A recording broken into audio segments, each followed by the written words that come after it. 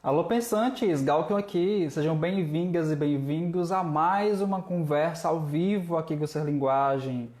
Hoje, nessa noite de domingo, 19 de julho de 2020, para conversar sobre um pintor, um artista plástico cearense, Raimundo Brandão Sela, com uma mestranda do programa do mestrado interdisciplinar de História e Letras, o MIL, a Raquel Lopes. Então eu vou conversar primeiro, minha primeira palavra com você que está vendo essa live gravada.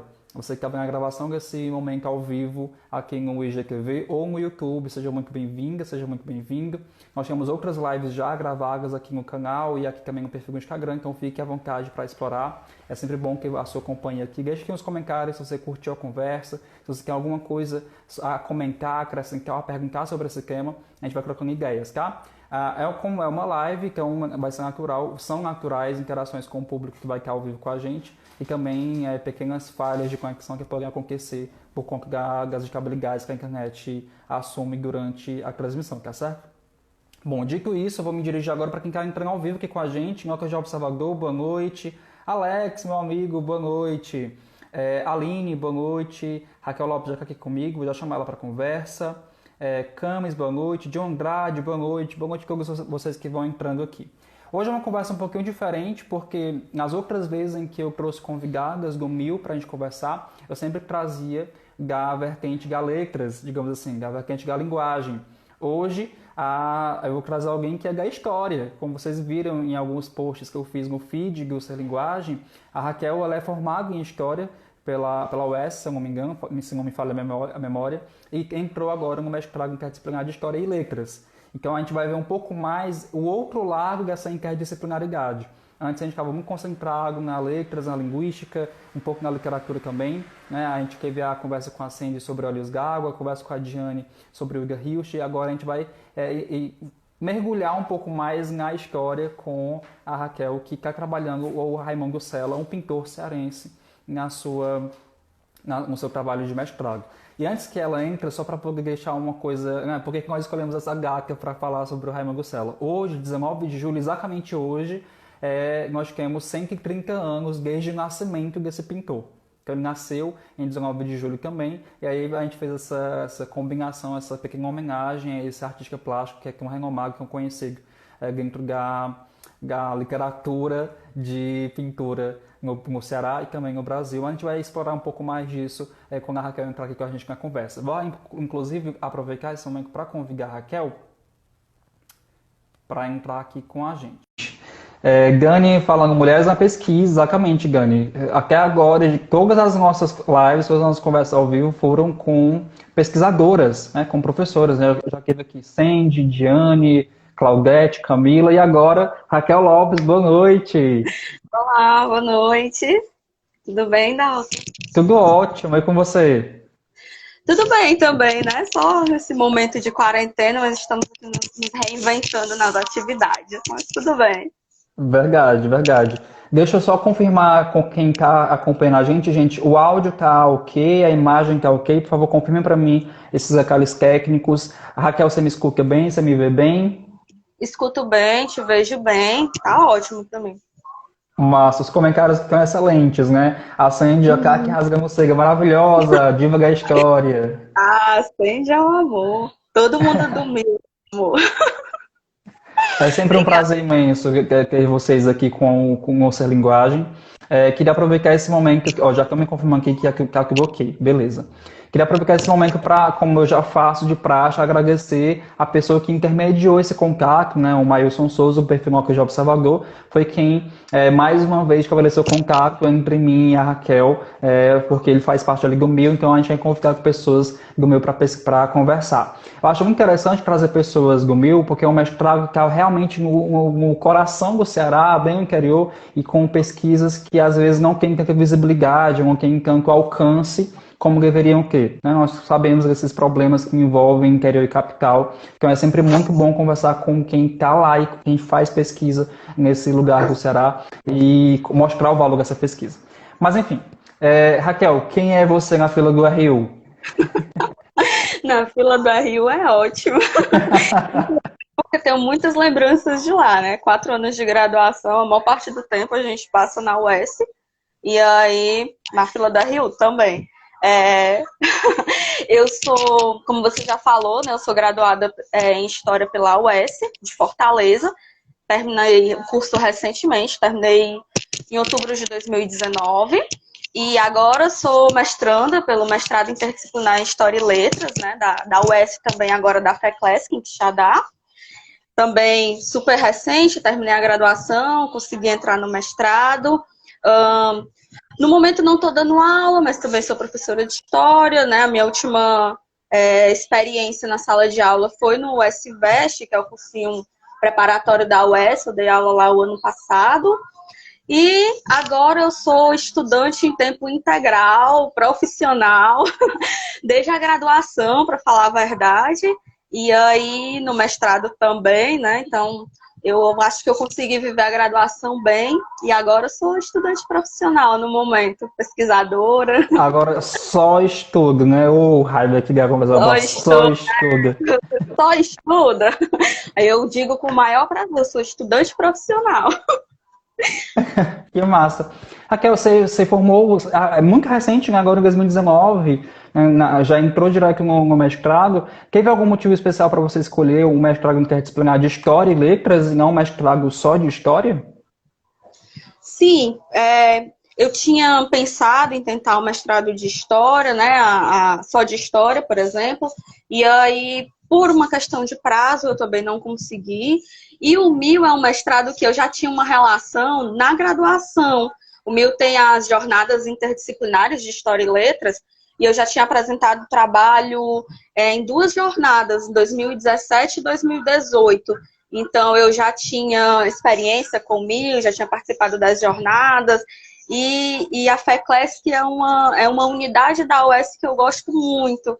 Ela tem uma dinâmica diferente, né? Então, a UES de Fortaleza, ela tem um campus muito grande, então a gente acaba estando um pouco mais distante dos outros cursos, é uma interação um pouco mais difícil, e a FECLESC tem uma interação incrível dos alunos, dos professores, dos cursos, então era um ambiente que eu já gostava muito. E a minha orientadora da graduação também faz parte do MIL, é um mestrado que ela também tem muita simpatia, gosta, e achou que seria uma experiência muito interessante. Então, juntou uma vontade que eu já tinha, com um ambiente que eu já conhecia, com a orientação, né, de alguém que já tem um pouco mais de experiência. Então, o MIL foi a escolha nesse momento. E Um aí foi lar quase, ótimo. né? Sim, sim, Olha, os muito. comentários não param. A Cindy aqui é uma baita estudante. Berenice Abreu, e que estudante, séria e comprometida, um presente para o Mil. Adson Ah, Olá, seja bem-vindo. Camila, seja bem-vinda. Live Diálogos, Fé Clássica é Resistência, é a ciência no sertão, exatamente. Eu tive em alguns campi da UES no interior, e assim, como eu sou cria do CH, né, para quem não conhece a escritura da UES em Fortaleza, nós temos alguns campi, né, se não me engano são três, acho que são três, porque tem o 25 de março que as pessoas não lembram. Mas tem o CH, que é o bairro de Fátima, que são uhum. atualmente dois cursos, Filosofia e Letras, e temos a sede, que são vários cursos, né? Uma cidade acadêmica de fato. E no CH, como as coisas realmente são mais íntimas ou mais intimistas, a gente tem eu tive a mesma sensação como eu tive em alguns campos do interior. A sensação de Uhum, proximidade com as pessoas, né? De você saber quem é quem está pesquisando o quê, de conversar sobre de maneira mais próxima, mais humana que é mesmo. Eu sou de humanas demais, então eu gosto dessa proximidade. É inevitável. concordo com você. E antes da história, né, eu já tinha iniciado outras graduações, então também são outras experiências. A minha primeira experiência com a graduação foi o curso de Química na UFC, também é uma universidade enorme, né, onde a gente está sempre muito distante. E aí, quando eu saí da Química, eu fiz um ano e meio de Filosofia no CH também, então é uma experiência incrível, fiz amigos maravilhosos e é um campus assim incrível mesmo, porque a gente está ali junto com o pessoal da Letras, junto com o pessoal da Filosofia, conversando das pesquisas, então todo mundo se conhece. E aí a última graduação foi História, né, no Itaperi, e aí é a carreira a ser seguida agora. Ah, muito bem, muito bem. O que foi que te fez assim escolher pela história, depois de passar por química e por outros cursos, o que te fez assim, não, eu vou ficar aqui, é a história que eu quero mesmo. Assim, é muito interessante porque desde o ensino médio, eu queria fazer história. Mas aí, quando eu dava aula no curso, era uma coisa que eu gostava de falar. Como a grande maioria dos adolescentes, né, eles não... São muitas oportunidades, são muitas possibilidades, então eu escolhi o curso errado por algumas opções, né? Então, eu queria fazer pesquisa e naquele momento, para mim, a pesquisa era no laboratório. Eu gostava muito de química, eu achei que a opção fosse essa. E aí, quando eu comecei a dar aula no cursinho, era exatamente isso que eu dizia, assim, que é escolher o curso que não é o melhor naquele momento, é algo que acontece com a grande maioria. E aí eu citava o meu exemplo, eu passei por vários cursos, até de fato entender que a história era o caminho mesmo, entender que eu conseguia fazer pesquisa com a história, e aí foi realizar um sonho de adolescência num outro momento, um pouco mais madura, né, entendendo melhor as coisas, entendendo melhor o que é escolher uma profissão.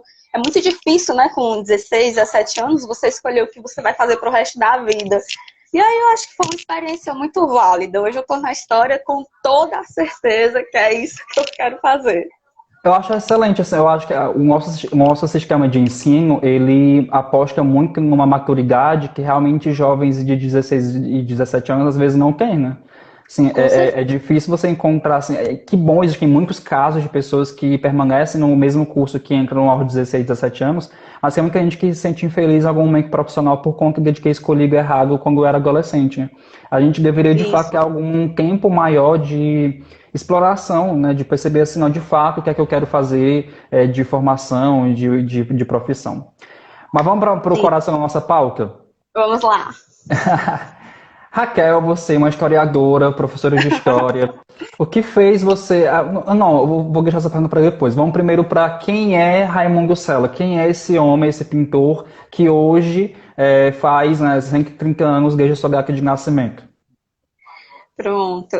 Como você falou no início, né, bem, hoje a gente estaríamos comemorando, né, os 130 anos do Raimundo Sela, exatamente hoje, né, e aí foi muito bom a gente ter conseguido marcar essa live para essa data. Então, o Raimundo Sela, ele era um cara muito inteligente e muito versátil, né, o Sela foi pintor, foi gravador, foi desenhista, foi engenheiro. Então, o Raimundo Sela nasceu, né, em 19 de julho de 1890, então, finalzinho ali do século XIX. Ele nasce em Sobral, mas passa pouco tempo lá. Ele se muda logo aos 4 anos para Camusim, por conta do trabalho do pai, né? Ele era filho de um mecânico espanhol, José Maria Sela Mosqueira, e de uma professora primária sobralense, que é a Maria Carolina Brandão Sela. Então, o pai dele, ele é mecânico na estrada de ferro de Sobral. Então, ele vai ser transferido para Camusim, né? Quando a gente vai ter aí um processo como é que eu posso dizer, de expansão da estrada de ferro. Então, ele vai para Camusim por conta do pai, aos 4 anos de idade. Fica lá até 1906. Em 1906, ele se muda para Fortaleza, vai estudar no liceu, que é o caminho que a gente vai ter muitos estudantes, muitas pessoas que queriam uma formação melhor para os filhos ou que tinham, de certa forma, uma condição melhor para os filhos, de mandá-los para estudar no Liceu de Fortaleza. Então, o Sela vai fazer esse percurso. Lá ele se forma no curso de Ciências Humanas, e aí, em 1910, ele se muda novamente para o Rio de Janeiro. É quando vai começar a formação e a trajetória artística do Sela, né? Então, assim, até agora, existe uma indicação de que o Sela já pintava quando criança, mas não é nada comprovado, né? São alguns indícios. Então, a primeira obra que se tem do Sela, né, que se estima que foi feita aos 12 anos de idade, é Uma Natureza Morta, que está no MAUC, e aí se estima que ela tenha sido feita nesse período, né? Infância, adolescência, mas é uma obra sem data, então é só relatos da família mesmo. Então a gente começa a ter produção artística do Sela a partir de 1910. Porque em 1910 é muito interessante. O pai do Sela, ele quer que ele seja engenheiro. Então ele manda ele para o Rio de Janeiro para estudar engenharia na Escola Politécnica. Só que o Sela, segundo algumas cartas, né, que ele escreve para o pai posteriormente, e uma carta que eu tive acesso no ano passado já, que ele escreveu para a mãe, ele vai dizendo que tem o interesse de pintar, que tem o interesse de ser artista, que gosta disso. Então, o que o Sela vai fazer? Ele se matricula no curso de engenharia, ele se forma como engenheiro geógrafo na Escola Politécnica, mas ele também vai fazer, junto com esse curso, o curso de artes na Escola Nacional de Belas Artes, também no Rio de Janeiro. E aí ele vai entrar numa modalidade que é de curso livre, ele vai ser um aluno livre. E aí a diferença desse aluno livre para um aluno regular é exatamente que ele não tem algumas obrigações de matrícula em determinadas disciplinas, então ele pode escolher fazer uma disciplina, não fazer no outro semestre. Então, se ela vai escolhendo as disciplinas que mais lhe chamam a atenção nesse momento. E aí ele vai fazer essas duas formações ao mesmo tempo. Vai ser desenhista oficial da pasta do Ministério da Agricultura na Expedição Rondon, de 1913 até 1916. E em 1917 ele vai ganhar o principal prêmio de um concurso, né, do Salão de Belas Artes, que é o prêmio de viagem ao estrangeiro. Que esse prêmio é o principal nesse momento, porque ele possibilita esse aluno de ser bolsista. Então, ele vai para a Europa estudar artes, financiado pela Escola Nacional. Então, é um momento de boom nessa trajetória dele, né? É o contato, e aí é quando, na pesquisa, a gente vai identificando o primeiro contato do Sela com os trabalhadores. E aí o Sela vai ter uma mudança grande nessa pintura do que ele pinta na Escola Nacional de Belas Artes, para o que ele vai ver na Europa e como é que essa experiência vai repercutir na obra dele quando ele retorna para o Brasil. Então, Sela é essa pessoa que transita por várias cidades, por vários estados e depois por vários países, né? Porque na Europa ele vai estudar na França, na Inglaterra, na Holanda. Então, ele é um viajante que viu muita gente em muitos lugares diferentes. E aí a gente, na pesquisa, vai vendo como esses lugares estão representados nessa obra dele, principalmente na mudança de temas.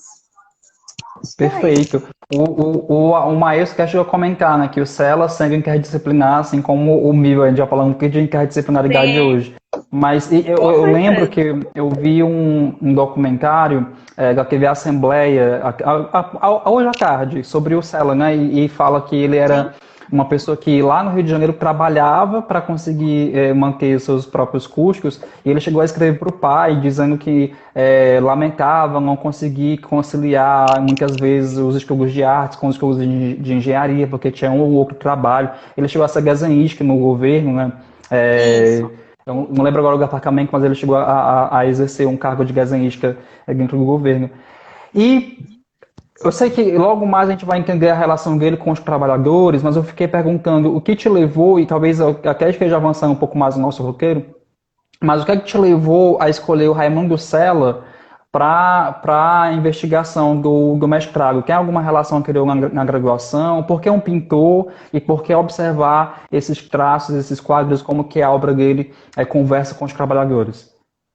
Certo. A escolha do Sela para o mestrado tem a ver, sim, com a graduação, né? Eu pesquisei o Sela na graduação, certo? Foi o meu trabalho inicial com ele, e aí foi uma experiência a partir da iniciação científica. Eu entrei na graduação de História em 2015, 2015.2, e aí em 2016 eu consegui uma bolsa de permanência universitária, e trabalhei com a professora Berenice, que posteriormente foi a minha orientadora da iniciação, minha orientadora da pesquisa. Então, trabalhei com ela na coordenação. E aí, em julho de 2016, surgiu a oportunidade e a seleção da iniciação científica. Então, eu consegui a iniciação científica com a professora Berenice, e ela já desenvolve até hoje um trabalho sobre os jangadeiros da década de 40, né, os jangadeiros que vão, em 1941, fazer uma viagem para o Rio de Janeiro para reivindicar direitos trabalhistas ao Getúlio Vargas. Então, ela já desenvolvia essa pesquisa, E aí, ao longo dos anos, ela foi criando novos eixos dessa pesquisa. E em 2016, um dos eixos era investigar as imagens produzidas sobre jangadeiros. E aí o Sela era um artista que a Berenice já tinha encontrado durante as pesquisas, já tinha contato com as obras dele, e ela decidiu investigar um pouco mais. Então, a minha parte na iniciação era exatamente fazer um levantamento dessa produção, investigar quem era o Sela, catalogar as obras, organizar no acervo, né, no acervo pessoal da Berenice de pesquisa. Então, foi aí que surgiu esse contato. E aí, quando eu precisei fazer um projeto de monografia, eu já estava com um ano de pesquisa com ela, e aí já tinha lido muita coisa sobre contexto, sobre Sela, e aí a gente decidiu, né, ela jogou para mim essa questão, né, se seria possível fazer um trabalho com o Raimundo Sela, né, ele era um artista até então pouco pesquisado, assim, a gente encontrava no levantamento bibliográfico poucas produções sobre ele. Inclusive, quando eu fui fazer a monografia, eu sempre dizia para ela, mas eu não encontro nada sobre ele. Ela, você vai fazer a bibliografia do Sela. Então, foi assim que surgiu. Então, na graduação, eu trabalhei com essa temática dos trabalhadores na obra do Sela. E no mestrado, eu percebi, e também no decorrer da banca, né, surgiu essa indicação de aprofundar a pesquisa nos jangadeiros, porque aí os jangadeiros eles ganham um outro espaço dentro dessa produção. Se ela vai pintar trabalhadores desde 1920, já na Europa, e aí ele traz essa produção até o final da vida. Então, até 1954, quando ele morre, a gente encontra algumas obras sobre trabalhadores, sobre pescadores, mas na década de 40 a gente tem uma produção bem diferente. E aí, no mestrado, eu decidi me deter na produção sobre jangadeiro. Eu sempre fico muito feliz quando eu ouço, não que alunos que não tenham passado pela iniciação científica, né, pela IC, não que esses alunos não tenham chances na pós-graduação, está longe disso. Sim. Mas é evidente que a experiência de IC forma muito mais, como eu posso dizer, democraticamente, ou facilita mais o acesso de estudantes à pós-graduação, de modo que inicia de fato cientificamente um pesquisador, né? Eu sempre fico muito feliz, eu acho importante exaltar os programas de iniciação científica, inclusive para estimular que eles continuem acontecendo, que eles sejam cada vez mais democráticos, né? Hoje em dia, por exemplo, eu ainda acho eles muito restritivos. Na UES, não sei se em todas as instituições, mas na UES nós temos muita limitação, por exemplo, de um bolsista de IC não poder exercer outras atividades remuneradas, por exemplo, que dificulta muito a vida de muitas pessoas que já trabalham, precisam trabalhar para se manter e manter famílias, e não podem exercer a função de bolsista porque há algum tipo de restrição desse tipo para uma bolsa, que misericórdia, né? É só mesmo para você ter um incentivo mesmo, porque realmente não é dignidade. Mas assim, voltando para o Raimundo Sela. Então, quando ele volta aqui para o Ceará, ele, pelo que eu ouvi, ele vai direto para Camocim quase, né? Fica lá uns tantos anos, é quando a produção dele fica mais forte com relação ao retrato dos trabalhadores, não é isso? Isso. O Sela vai retornar em 1923 da Europa, né, da França, que é onde ele vai se estabelecer. Ele retorna para o Brasil, porque ele vai ter... Hoje seria um AVC. Naquele momento, os médicos vão dizer que é um derrame, né? Então, ele vai ter esse problema. E aí, alguns estudiosos, né, alguns pesquisadores, como o Delano Pessoa, que é um pesquisador que já trabalha com Sela há uns 10 anos, defendeu recentemente a tese de doutorado dele, ainda sobre o Sela. Então, o Delano, a Vera Araújo, que também é uma moça que trabalhou com o Sela no mestrado na Unifesp, em São Paulo, eles vão dizer que ele vai ter esse AVC e aí retorna para o Brasil. E aí acontece de, no mesmo momento, o pai do Sela a adoecer e ele morre. Então, o Sela volta para Camocim em 1924, e aí lá esses pesquisadores vão falando que existe uma pausa nessa produção dele. Porque o que acontece? É o momento em que o Sela vai exercer a função de engenheiro. É quando ele volta para Camocim. Camusim não tem luz elétrica ainda, né, eletricidade, então o Sela, juntamente com o irmão, ele vai ser responsável por trazer a luz elétrica para Camusim, através da Companhia de Força e Luz de Camusim. Então eles vão conseguir comprar um reator, né, uma bomba elétrica, e aí vão fazer todo um esquema para trazer luz para a cidade. Então é um momento em que o Sela vai trabalhar e vai exercer a profissão que o pai desejou. Então, se fala aí de um momento de pausa nessa produção dele. Mas, lendo as cartas, lendo as pesquisas, eu percebi, e aí alguns pesquisadores já indicavam um pouco isso, mas esse é um momento que a gente não tem muita documentação ainda, é que o Sela tinha um ateliê vizinho à oficina onde ele trabalhava com luz elétrica. E aí se especula que existem obras, e aí, dentro da catalogação das obras feitas pelo Sela, tem muitas obras que estão sem data. E aí se coloca essa produção dentro desse período de 1924 até 1933.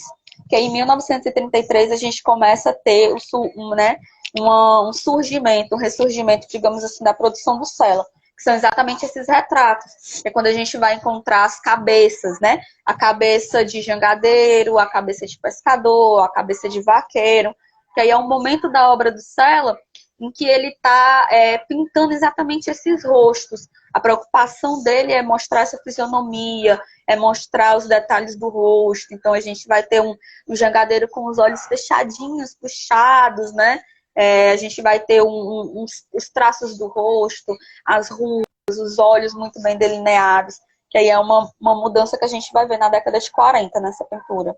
Essas cabeças que você fala são aquelas pinturas de rosto, né? Tipo de busto que mostra Isso, mais como se a... fosse um retrato. Entendi. Vai ser de busto para cima, né? Do meio busto até a cabeça. E aí, alguns pesquisadores chamam de retratos, outros vão dizer que é a série de cabeças do Sela. E aí você vai ter cabeça de jangadeiro, cabeça de pescador, cabeça de vaqueiro, cabeça de homem negro, se eu não me engano, são essas. Aí, mas posteriormente ele vai pintar ainda algumas, mas na década de 40 quase nenhuma, uma ou duas só. Entendi.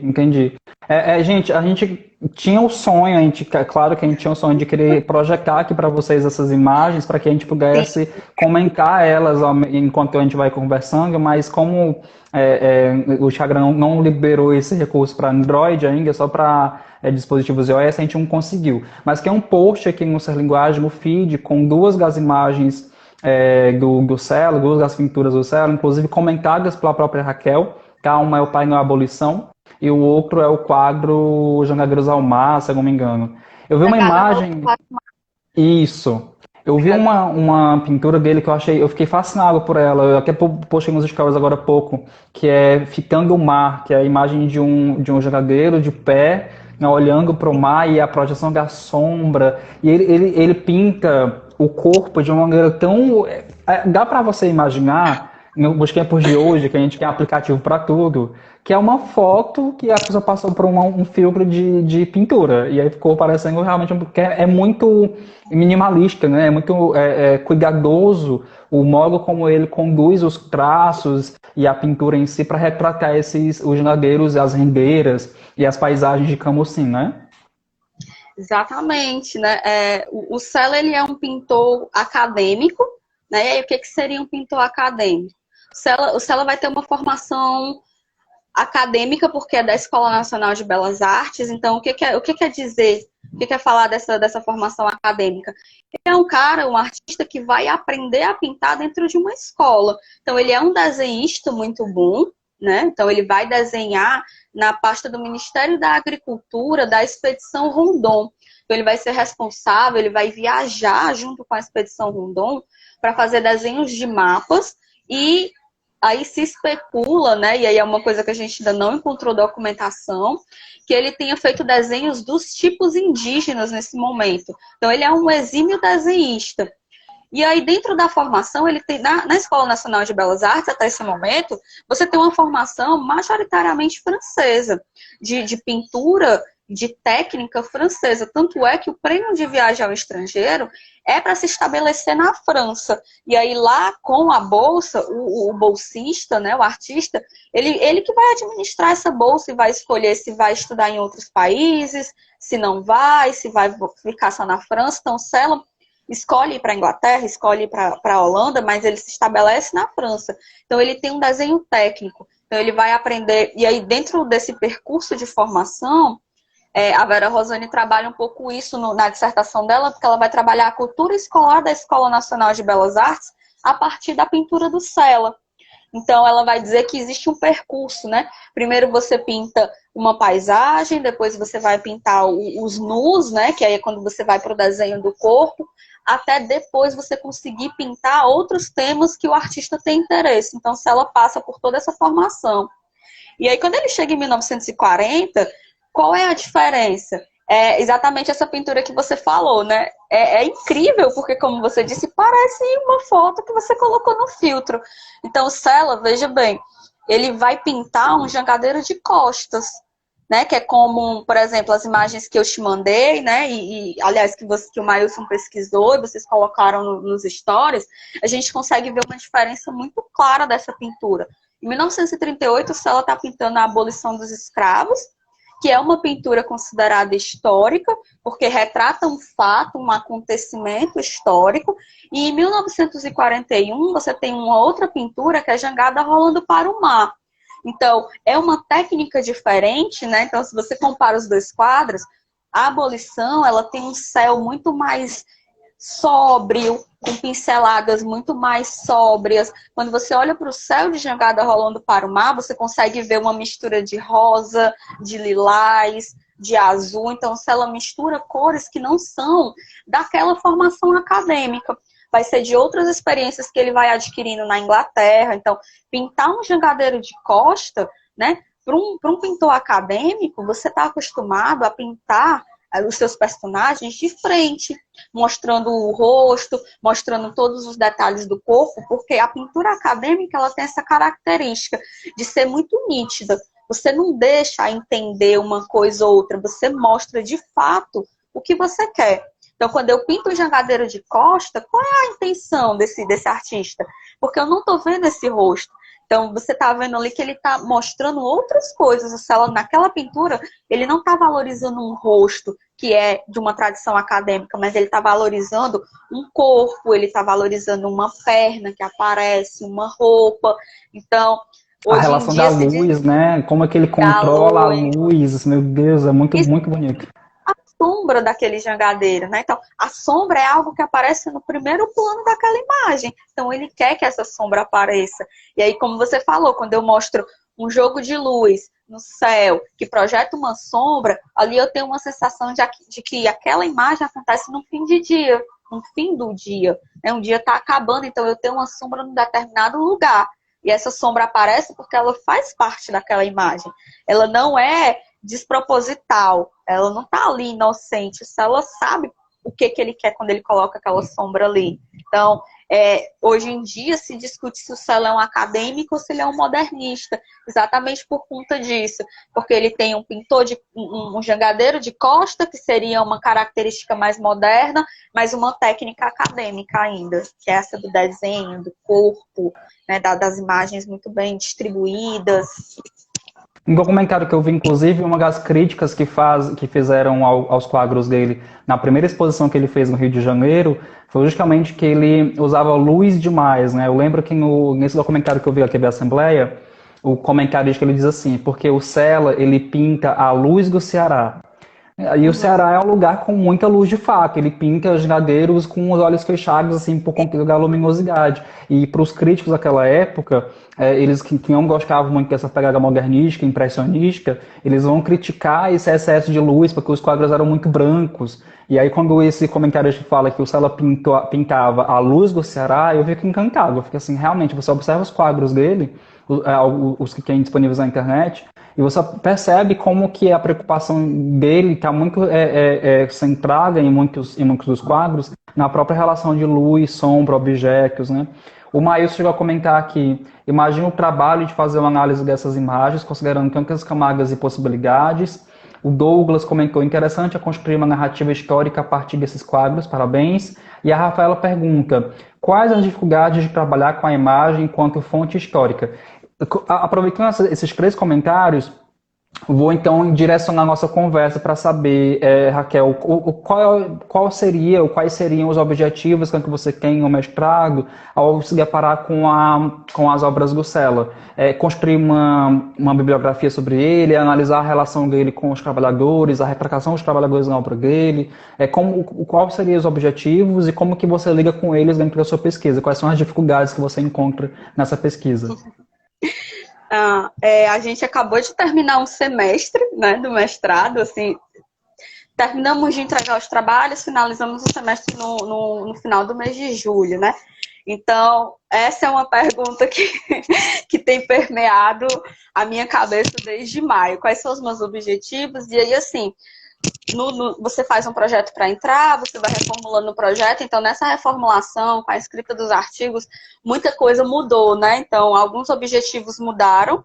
Então, hoje em dia, mas assim, o meu objetivo geral, né, o central, é exatamente entender qual é a representação, quais são as representações desses jangadeiros nas obras do Sela, né, de 1938 até 1946, que é o momento em que eu identifico um determinado tipo de representação desses jangadeiros, e também entender, a partir disso, qual é a narrativa que essas obras contam, né? O que eu consigo aprender, como a Rafaela colocou, de narrativa, como o Douglas colocou, aliás, de narrativa desses quadros. Não só a narrativa individual de cada um deles, como a narrativa que eles contam como um conjunto, né? Porque é uma produção muito demarcada. Então, para mim, essa produção inicia em 1938, com esse quadro A Abolição dos Escravos, que é o primeiro momento em que eu percebo uma representação de jangadeiros enquanto coletivo. Né? Se a gente prestar atenção, lá no fundo daquele painel, você tem um grupo de jangadeiros colocando a jangada no mar. Então, é o primeiro momento que esses jangadeiros aparecem daquela forma, porque até então, o Sela só pinta jangadeiro ou pescador como cabeça. Então, nesse quadro, a gente tem uma mudança dessa pintura, que é em 38. E aí, para mim, essa pintura finaliza em 1946, que é com um quadro Rolando para a Terra, que também está no MAUC, aqui no Museu de Arte da UFC, aqui em Fortaleza. E aí é um momento em que o Sela encerra essa produção desse jangadeiro daquela forma, enquanto coletivo, mostrando atividades de trabalho. Então, o objetivo é esse, é entender quais são essas representações de jangadeiro, como é que esse jangadeiro aparece, e entender principalmente esse trabalho. Porque o jangadeiro do Sela, até então, no que eu tenho observado, ele é um jangadeiro que o Sela tem a preocupação de mostrar que ele é um trabalhador. Então, você não vê esse jangadeiro numa atividade de lazer, você não vê uma representação do Sela dele num bar, você não vê a representação nas festas religiosas, porque o jangadeiro, nos jornais do período, a gente vai ter muitas notícias falando de brigas, falando de manifestações religiosas, né? A festa de São Pedro. Então, a festa de São Pedro ainda hoje, ali no Mocuripe, na paróquia da Nossa Senhora da Saúde, na igreja de São Pedro, que é ali na beira-mar, é uma festa muito grande, é uma festa que movimenta um número muito grande de pessoas. Hoje em dia, naquele momento, essa festa também deveria ser muito grande, mas ela não aparece nos quadros do Sela. Então, a minha hipótese central nesse momento é que o jangadeiro do Raimundo Sela, ele é um trabalhador, né? Então, diferente, por exemplo, do jangadeiro do Guilde, do Oswald Guilde, que é um gravador que também vai ter uma produção no Rio de Janeiro, que ele vai representar esse jangadeiro no mar, mas também representa ele muito em atividades de lazer, no bar, com outras pessoas. Então, o jangadeiro do Sela, para mim, ele é muito específico nesse ponto. Entendi. E nesse caminho de pesquisa que está em construção, em constante construção, e vai continuar assim depois que sai do mestrado, que é o trabalho em gráfica, a pesquisa em ciências humanas, né? Você sai da pesquisa, mas ela continua ali rolando. Quais são as dificuldades? Você já mencionou que tem um problema de ter poucas pesquisas sobre o Sela, né? Pouca literatura na qual você possa recorrer de alguma forma. Que outros problemas ou que outras dificuldades você já sentiu nesses primeiros meses aí de mestrado, de pesquisa? Certo. O trabalho com a obra de arte, ele é um trabalho bem, assim, Difícil. Difícil no sentido não de ser impossível, né? Com certeza não é, mas ele demanda uma dedicação, eu acho que às vezes um pouco maior, no sentido de que para a história ainda hoje, né, não se trabalha muito com obras de arte. Não, não, a gente não tem um aprofundamento da história de forma geral, usando a obra de arte como fonte, né, como indícios históricos. Então, demanda uma análise, uma metodologia que é muito específica dela. Então, por exemplo, a gente não tem muitos trabalhos de historiadores sobre metodologia para trabalhar obras de arte na história.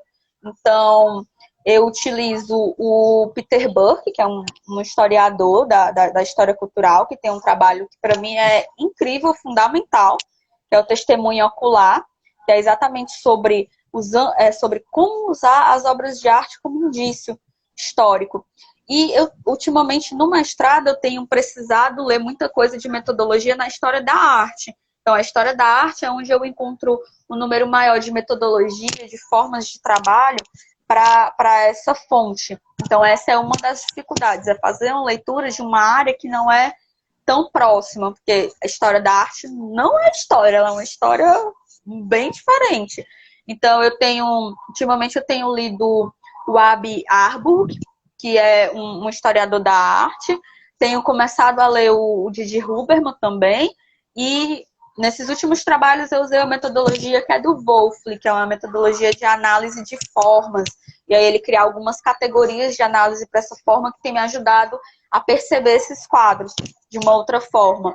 E aí no mestrado, essa tem sido uma dificuldade, fazer uma leitura de metodologia diferente, aprofundar um pouco mais essa metodologia. E a gente precisa ter uma relação interdisciplinar com as letras, né? Então a minha relação nesse momento com a... Pronto, a minha relação nesse momento... Eu estava aqui falando semiótica, semiótica, semiótica. Pois é. Nos trabalhos que eu apresentei no MIL, no período da graduação, eu sempre escutava muito isso. Olha, dá uma lida na semiótica. Então eu comecei a fazer algumas leituras e trabalho com essa ideia de leitura de um quadro. Que existe o Louis Marran, ele vai trabalhar uma ideia de que o quadro ele pode ser lido como um texto. Né? E aí ele vai dizer que no Ocidente a gente lê o texto da esquerda para a direita, de cima para baixo. Então ele sugere uma forma de ler esse quadro dessa mesma forma, da esquerda para a direita e de cima para baixo. Então essa metodologia, ela me dá alguns indícios, ela me traz algumas coisas. Que aí para mim é uma outra dificuldade. A cada metodologia diferente, é um olhar diferente do quadro, você percebe algumas coisas, não percebe outras. Então, ultimamente eu tenho trabalhado 3 metodologias para analisar esses quadros, para ver o que é melhor para mim para essa pesquisa, de ler um quadro, mas aí nesse momento eu tenho pensado a interdisciplinaridade com as letras, nessa questão da leitura de um quadro e da narrativa, pensando que história é contada a partir desse quadro. Mas aí tem sido um pouco... A metodologia é uma dificuldade, assim, para mim, um pouco maior. Não, é incrível, né? 3 metodologias, meu Deus do céu, um trabalho só, é uma coisa de goi. Mas por enquanto é assim, eu faço a análise. Então, por exemplo, num artigo eu trabalhei metodologia do Wolfli. No outro artigo, eu tento trabalhar uma outra metodologia, porque aí eu tenho usado os artigos para testar as metodologias. Aí depois eu vejo como é que eu vou fazer na dissertação, se eu vou mesclar essas metodologias, se eu vou utilizar só uma. Mas tem sido muito legal, porque a cada metodologia é um quadro diferente. São quase 3 mestrados em um, olha aí. Pois é. A Diane comentou, admiro muito a Raquel por trabalhar com artes visuais. A Diane que esteve aqui conversando com a gente sobre o Uga Hilst. Agora me diz uma coisa, quantos quadros vão constituir teu corpus? Já tem essa noção, essa quantificação? Porque você me disse o período, o recorte histórico, mas eu fiquei pensando, meu Deus, porque eu trabalhei com gêneros textuais. Com gênero textual no mestrado, eu trabalhei com 30 exemplares, assim, quase que não acabo mais de fazer aquele negócio.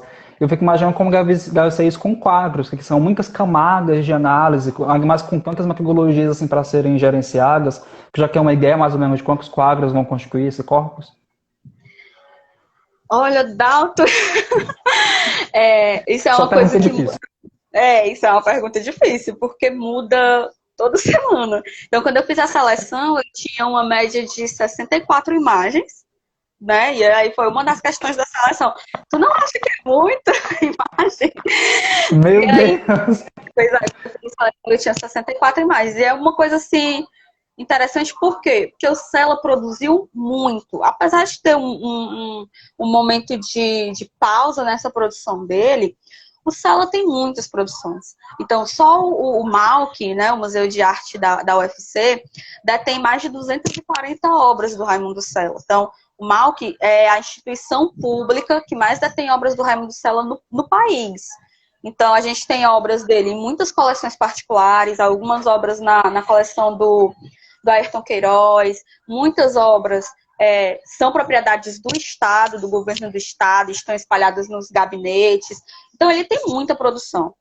E aí, graças a Deus, assim, né, a todos os deuses, eu tenho um catálogo incrível que fez um trabalho que para mim é fundamental. Ele levantou todas as obras do Sela, então eu consigo consultar e aí eu vou fotografando na medida que eu preciso. E aí, depois da seleção, com essas 64 imagens, quando eu fui reformular o projeto a primeira vez, quando eu fui levantar essas obras novamente, aí eu descobri que eu tinha 54 pinturas e 43 desenhos, porque inicialmente eu também ia utilizar os desenhos, hoje em dia os desenhos estão meio ali que não é incógnito se eles entram ou se eles não entram, então eu finalizei a primeira reformulação do meu projeto com 36 obras. Ainda é um corpus muito grande, com certeza. Então, por enquanto, eu estou cortando aos poucos, né? Mas, assim, são 36 obras dentro desse recorte que eu te falei, de 1938 a 1946. Eu excluí muitos desenhos de obras que ele vai finalizar só quando ele está no Rio de Janeiro, porque nesse recorte Stella também está em Fortaleza. Então, o meu recorte temporal é Fortaleza, de 38 a 46. Mas aí eu sei que eu preciso recortar um pouco mais, então eu já estou analisando novamente. Então, por enquanto, eu tenho 36 obras, mas não é um número fechado ainda. E aí eu Deixa um tô. gancho para o doutorado, menina. Pois é, né? Já me sugeriram isso, divide as obras, faz o resto no doutorado. Ah, mas já Mas caiu quase que pela metade, né? Caindo e da seleção até agora, tá isso. tranquilo. Pois a coisa boa de você estar sempre trabalhando com a pesquisa, né? E aí nos artigos, produzindo os artigos em cima da sua pesquisa, você vai refinando um pouco esse olhar. E aí, no decorrer da produção, eu fui tirando já algumas obras que eu acho que não dão certo agora. E aí, para o próximo semestre, eu acho que eu consigo fechar o meu corpus de análise mesmo. E aí vai cair mais, com certeza. Bem mais. Fantástico. O Genilson comenta, uma aula para quem quer trabalhar com obra de arte na história. Verdade, verdade. Eu estou aqui fascinado, realmente. E Ah, Raquel, obrigada. como é que está sendo essa experiência quixagaense, quixaguense, não sei como é. Como é que está sendo essa experiência de estar no MIL, de fazer parte desse mestrado, mesmo que nessa modalidade completamente inédita, né? Vocês tiveram aula remota nesses últimos meses, mas como é que está sendo essa experiência de pós-graduação? Tá sendo uma experiência incrível, assim. Eu sempre quis fazer o mestrado, né? O desejo sempre foi seguir na carreira acadêmica. Então, o mestrado era de fato um sonho, uma meta, um objetivo. Então, ter conseguido entrar no bio assim que eu saí da graduação, para mim foi uma surpresa, porque eu fiz a seleção num período de alguns problemas pessoais, e aí eu achei que eles iam ser muito pesados no momento da seleção, né? Alguns problemas de família e tal, mas ainda bem que deu certo, eles não foram assim definidores nesse momento. E aí, pelo contrário, né, me ajudou a ver o mestrado de uma outra forma. Tem sido uma experiência incrível. O MIL é um mestrado que eu gosto muito. A minha turma, né, a turma 5 do MIL é uma turma maravilhosa, assim, eu não tenho o que dizer, né? Felizmente nós tivemos um contato pessoal muito curto, né? Foi só a primeira semana de aula por conta de tudo isso que está acontecendo, Mas, assim, foi uma experiência mágica. A gente criou um contato, uma afinidade que ainda bem que não foi abalada com a distância. Nós nos falamos pelo WhatsApp, privado, grupo, trocamos e-mails, ajuda com as coisas. Então, é uma turma muito boa, tem sido uma experiência muito bacana. E aí, o mestrado interdisciplinar é uma proposta nova, né, pelo que a gente foi vendo no decorrer das aulas.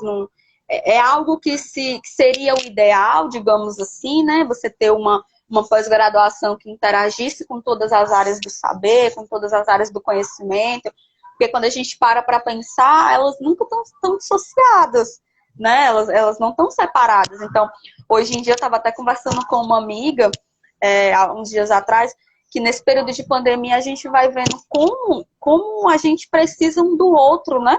Então, o que seria das aulas de um mestrado em humanas sem a tecnologia, né? Sem a pesquisa na tecnologia. Então, a gente está sempre numa interdisciplinaridade que, infelizmente, não é vista ainda na pós-graduação. Então, eu acho que ele tem uma proposta muito inovadora nesse momento, que é a gente pensar que as ciências humanas, elas estão juntas e a gente está sempre bebendo da fonte do outro. A letras me ajuda com muita coisa, então a filosofia me ajuda com outras coisas, a história da arte com outras coisas, a história vai ajudando o pessoal com outras coisas.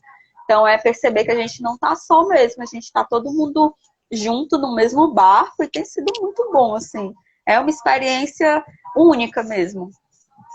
É uma proposta revolucionária. E eu digo mais, assim, o curso ele é muito modesto no sentido de falar que é interdisciplinar. Pelo que eu observo das pesquisas, até agora, pelo que eu ouvi de vocês, é transdisciplinar. Não é mais que inter, que não coloca essa hierarquia, mas é para mais amplo, inclusive, né? É inter, trans, multidisciplinar, e essa é uma experiência de pós-graduação realmente muito inovadora, revolucionária, e que deveria ser realmente considerada em outras situações, ainda mais na área de ciências humanas, em que é tão imbricado, né? Eu falo muito que a linguística aplicada, ela conversa com tantas áreas, e na hora de a gente falar sobre intertransdisciplinaridade, a gente ainda fica um pouco perdido e sem saber exatamente como fazer isso acontecer na prática. E ter um curso que se propõe a fazer isso desde sua essência, né, desde seu objetivo primário, é muito bonito. Muitos corações aqui nos comentários, muita gente da turma da Raquel aqui dizendo como a experiência assim maravilhosa, assim de Miajugué, que xagaense mesmo, adjetivo pátrio, se eu não me engano, né?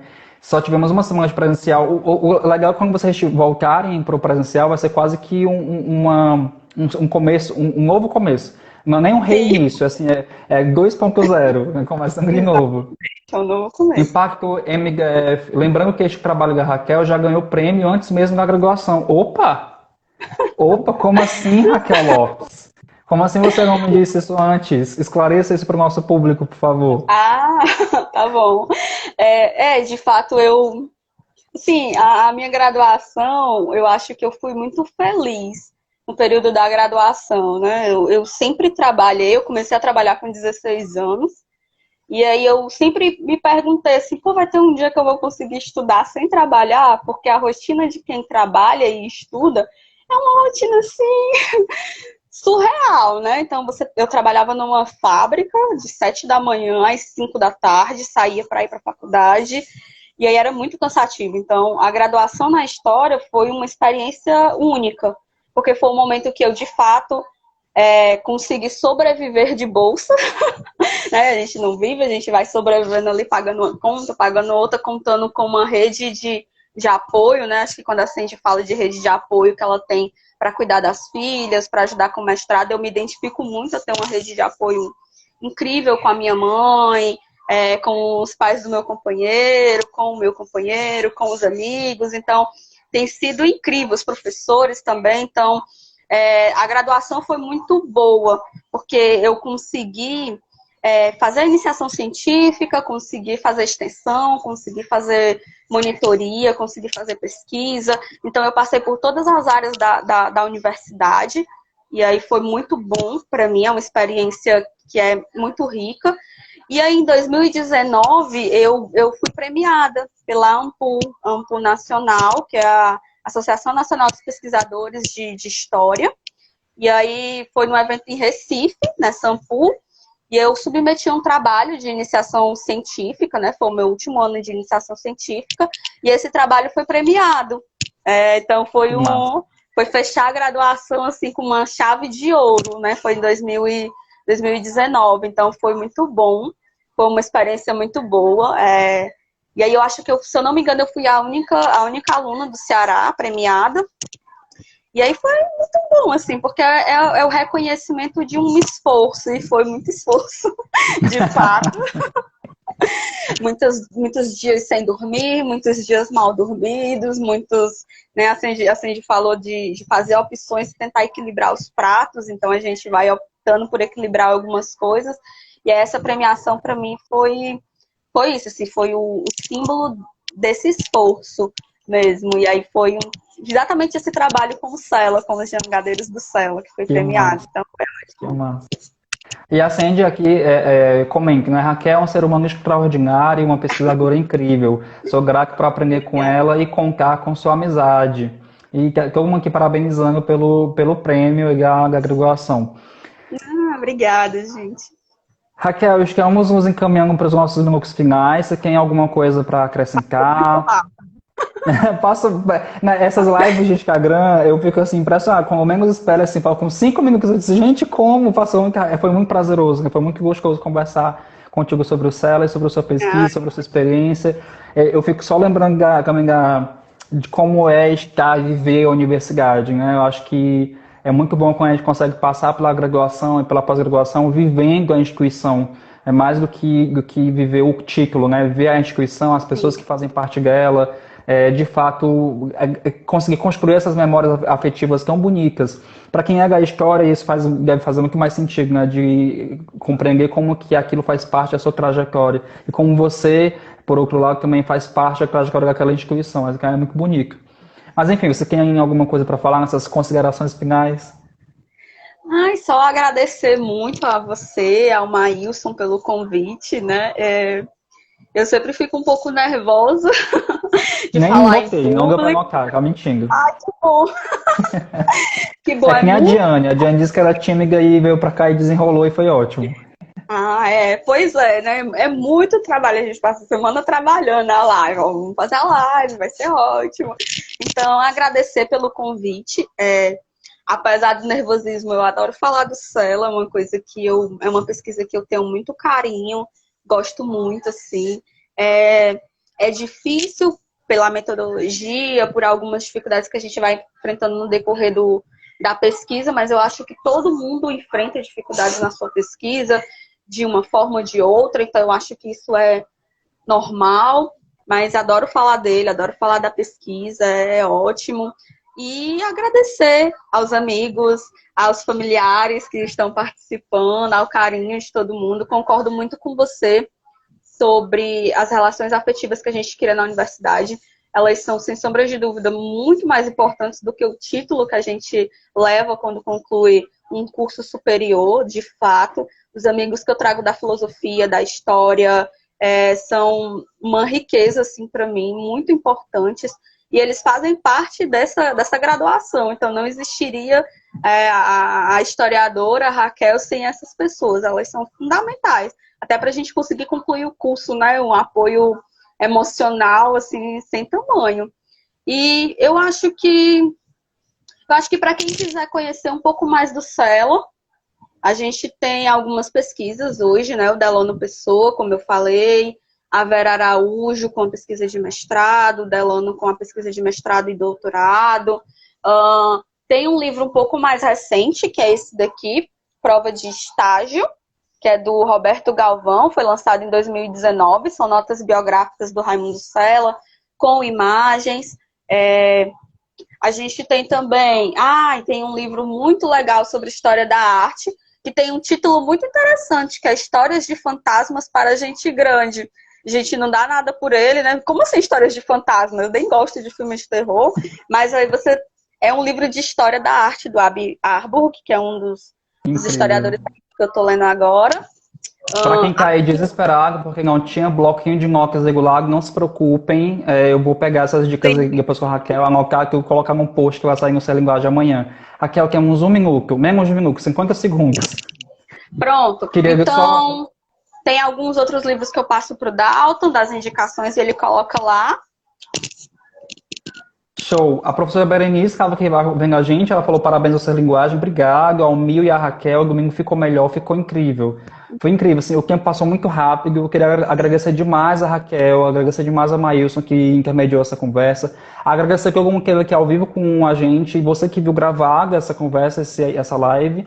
Enfim, vamos comentar, vamos continuar nos comentários aqui desse post. A live vai ficar gravada no feed, então podemos continuar trocando ideias. E amanhã sai aqui no feed do Ser Linguagem as dicas da Raquel sobre o Celo e sobre a pesquisa com obras de arte. Raquel, obrigado. Boa noite, boa semana. Obrigada, boa noite, até mais, Dalton. Tchau, gente. Até mais.